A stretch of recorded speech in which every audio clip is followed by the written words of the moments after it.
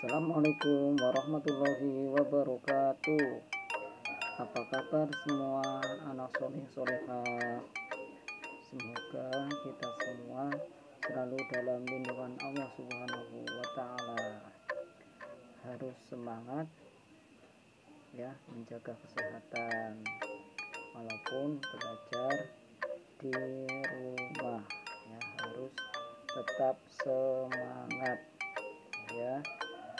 Sebelum belajar, marilah kita berdoa terlebih dahulu.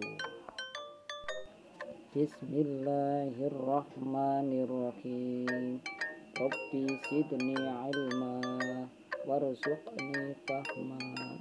Amin ya rabbal alamin. Pembelajaran kali ini masih subtema mari mengenal Rasul-Rasul Allah Subhanahu wa Ta'ala. Nah, dalam pembelajaran ini adalah yang poin C ya, Rasul-Rasul Ulul Azmi. Nah, nanti anak-anak memahami ya. Nah, yang Rasul-Rasul Ulul Azmi. Nah, itu dipahami materinya. Kalau misalnya belum paham, misalnya diulang videonya seperti itu. Nah, agar anak-anak tahu ya tentang Rasul-Rasul Allah Subhanahu wa Ta'ala seperti itu. Lanjut ya, Rasul-Rasul Ulul Azmi. Rasul artinya utusan, ulu artinya yang mempunyai ya. Al-Azmi artinya kemampuan yang teguh atau kuat ya. Jadi Rasul Ulul Azmi artinya utusan Allah yang mempunyai kemauan kuat untuk taat kepada Allah Subhanahu wa Ta'ala dan menyampaikan ajaran Allah Subhanahu wa Ta'ala kepada umat manusia. Nah, itu ya, Rasul Ulul Azmi itu pengertiannya ya. Nah, suatu kemampuan yang teguh atau kuat. Nah, itu dipahami ya. Lanjut. Ulul Azmi merupakan gelar yang diberikan kepada Rasul Allah Subhanahu wa Ta'ala yang memiliki ketabahan, keuletan, kesabaran. Nah, kesabaran yang luar biasa dalam menjalankan tugasnya. Rasul yang mendapat gelar Ulul Azmi ada 5 ya. Rasul-Rasul Ulul Azmi tersebut ya, 1 Nabi Nuh alaihissalam, Nabi Ibrahim alaihissalam, Nabi Musa alaihissalam, Nabi Isa alaihissalam, dan Nabi Muhammad sallallahu alaihi wasallam. Nah, anak-anak nanti memahami ya satu persatu seperti itu. Nah, ayo dipahami ya tentang pengertian Rasul Ulul Azmi. Ada berapa Rasul Ulul Azmi? Nah, anak-anak memahami, ayo pahami. Nah, seperti itu. Lanjut. Nomor 1, Nabi Nuh alaihissalam. Nabi Nuh alaihissalam berdakwah kepada umat yang keras kepala. Nabi Nuh alaihissalam adalah keturunan Qabil ya, anak Nabi Adam alaihissalam. Nabi Nuh alaihissalam senantiasa bersabar menghadapi umatnya yang ingkar dan tidak bersyukur. Nah, Allah Subhanahu wa Ta'ala memberi Nabi Nuh alaihissalam mukjizat dapat membuat perahu besar yang dapat menyelamatkan umatnya yang taat dan hewan-hewan ketika banjir bandang. Nah, seperti itu ya, dipahami. Nah, dipahami ya dari kisah Nabi Nuh alaihissalam. Nomor 2, Nabi Ibrahim alaihissalam. Nabi Ibrahim alaihissalam berdakwah kepada Raja Namrud dan rakyatnya. Nah, berdakwah ya, memberi petunjuk kepada Raja Namrud untuk beribadah kepada Allah Subhanahu wa Ta'ala dan rakyatnya.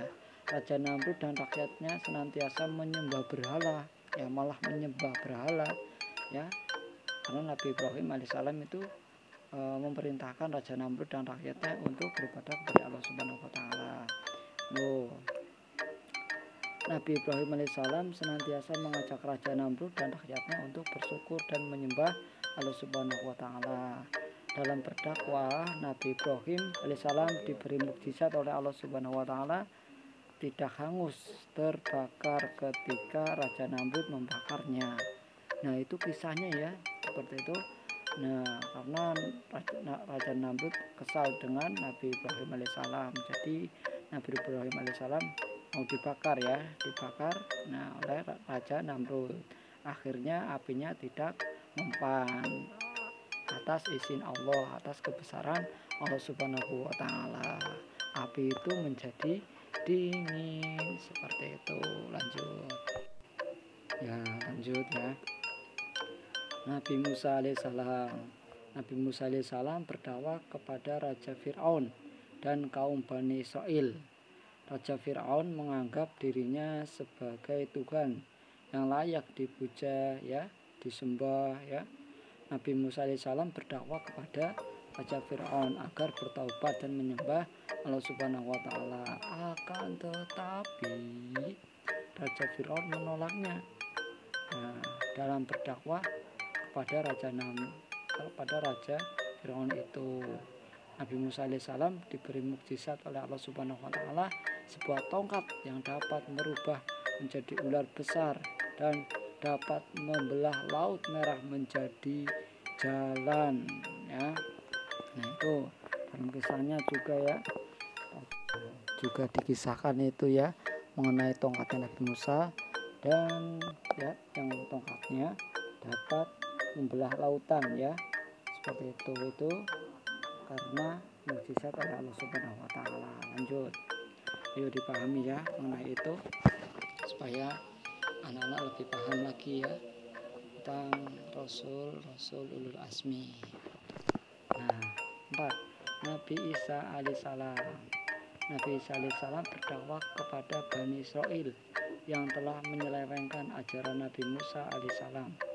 Nabi Isa alaihissalam mengajak kaum Bani Israel untuk kembali kepada ajaran kebenaran dari Allah Subhanahu wa taala, mengajak untuk menyembah Allah Subhanahu wa taala. Akan tetapi dakwah Nabi Isa alaihissalam ditentang oleh para pemimpin Bani Israel. Dalam berdakwah itu Nabi Isa alaihissalam diberi mukjizat oleh Allah Subhanahu wa taala, dapat membuat burung dari tanah menjadi hidup, menyembuhkan penyakit ya, menghidupkan orang mati.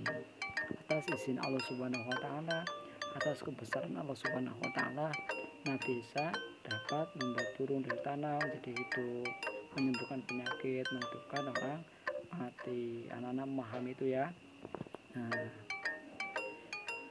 Nah, yang kelima, Nabi Muhammad Sallallahu Alaihi Wasallam. Nabi Muhammad Sallallahu Alaihi Wasallam adalah Rasul terakhir ya.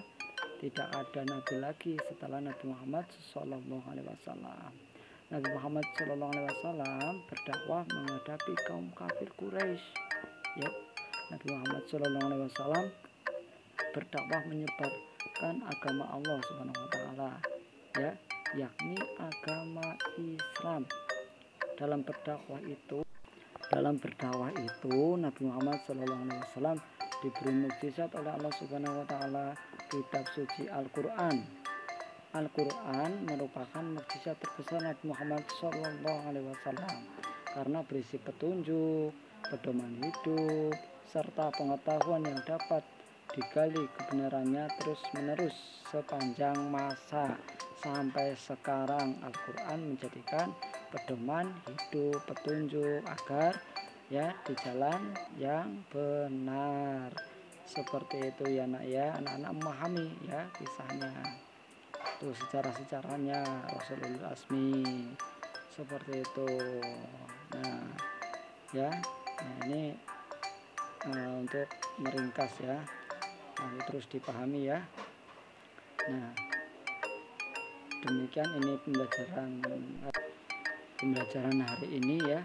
Pastinya sudah paham ya, mudah, tetap semangat walaupun belajar dari rumah, harus tetap semangat. Sebelum selesai belajar, marilah kita berdoa terlebih dahulu. Bismillahirrahmanirrahim. Allahumma arinal haqqa haqqa warzuqna ittiba'ah wa arinal batila batila warzuqna ijtinabah. Amin ya rabbal alamin. selalu berdoa sebelum dan selesai belajar, untuk berdoa ya. Alhamdulillahirabbil alamin, pembelajaran telah selesai ya anak-anak ya, pahami terus ya, seperti itu. Alhamdulillah. Wassalamualaikum warahmatullahi wabarakatuh.